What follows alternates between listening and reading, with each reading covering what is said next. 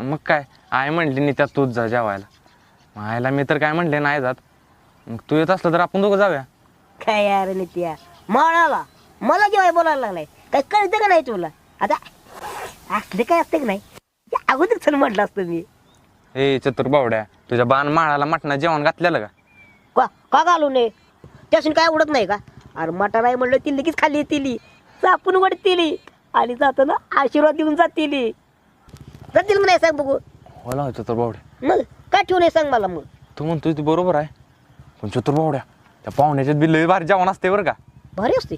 मग मी आमच्या नानावर एकदा गेलतो. अरे तिथं पोळ्या तर असते त्याच, पण पोळ्यावर लाडू, जिलेबी, म्हैसूर पाक, गुलाबजामुन, अरे लय गोड गोड पदार्थ असते ती.